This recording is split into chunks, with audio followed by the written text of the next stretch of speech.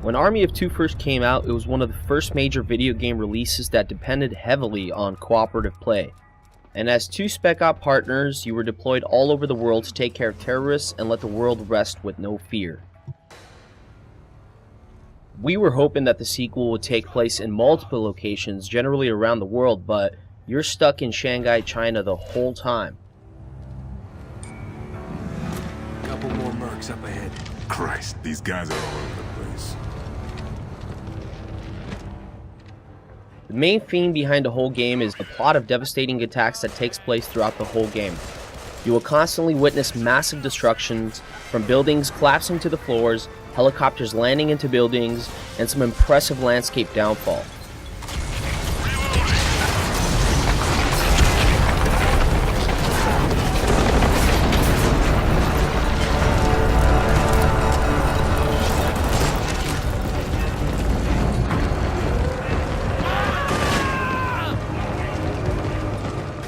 We highly recommend you play this game with a co-op partner online. Split screen is a little tacky and the vertical cut just really doesn't do it, but at least it's there in any case just in case you can't play online.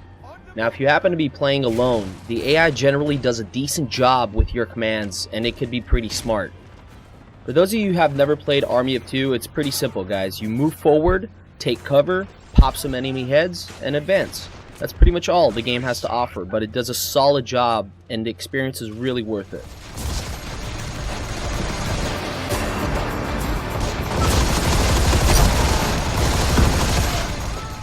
You won't be driving any vehicles or witnessing anything special gameplay-wise other than the shooting.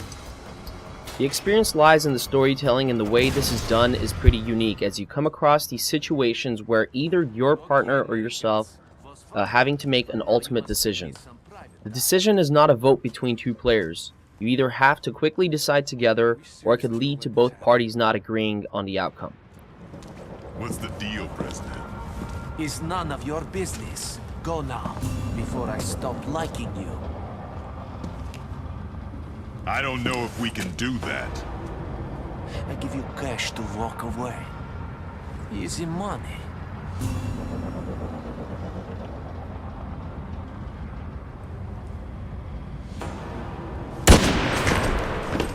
God damn it! Don't worry. Nobody's that good a shot. Yeah, ha. I'm not gonna be laughing about 3 pints of blood from now. I'd say we're about even. Let's see if she's a better aim.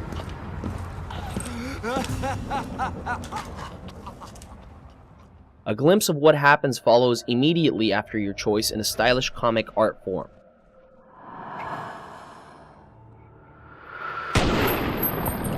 This game has great voice acting, especially from our heroes, as they can be both comedic and serious.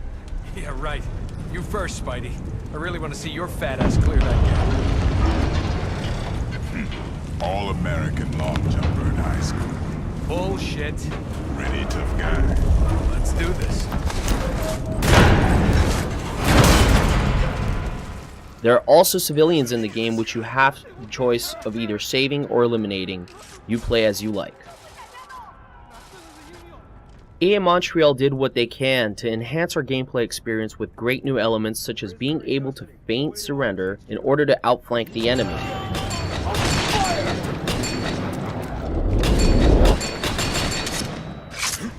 You could also use human shields. Don't you touch him! And they also fixed the cover system, which is much better and smoother.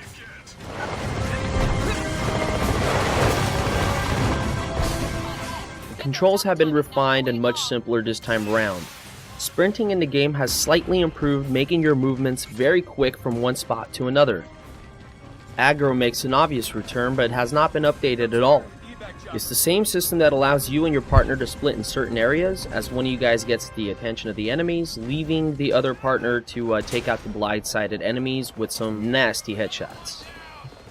There are a good amount of weapons in this game with plenty of upgrades, but what takes it to the next level is adding interchangeable parts between weapons, such as adding the barrel of one assault rifle to another. And yes, you can still choose silly color schemes to pimp out your weapon.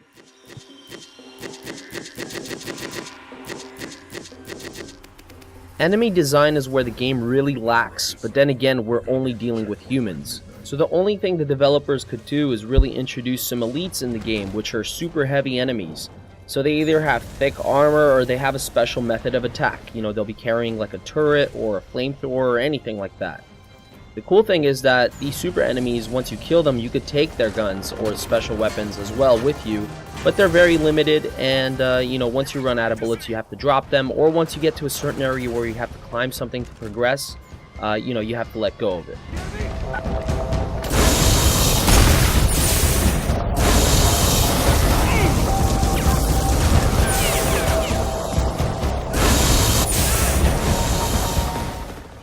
Mask customization is a new feature which allows you to design your very own mask through EA's Army of Two site. Be able to upload straight to the EA servers, and you could retrieve it on your console. Unfortunately, you can't take these masks online, which kind of sucks. I wish this title was a little longer, and it's super short, with minimal replay value besides the multiplayer. Regardless, I thought it was a solid title and great co-op play experience. Very fun if you have somebody to play with. I loved the destruction in the game, I loved the terror, I loved the great pacing, and really no boring parts in the game, so I can't complain. I'd much rather play a game that's short and exciting all the way through, rather than forcing certain gameplay elements that prolong the game, but are not exciting at all. I was really hoping for much more from this game as I completed it. There were such things that were missing from the game, like vehicles, more varied locations, and most importantly, some unique co-op experience that we just haven't seen before. It just was not brought to our attention.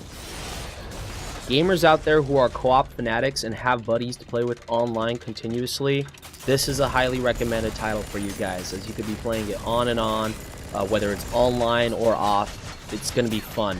Other than that, it's a short-lived action experience, and we don't recommend it to many other gamers out there.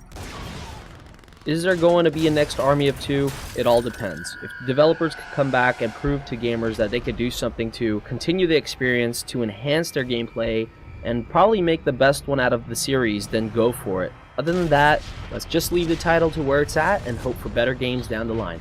That's Avik from Gaming Ahead signing off.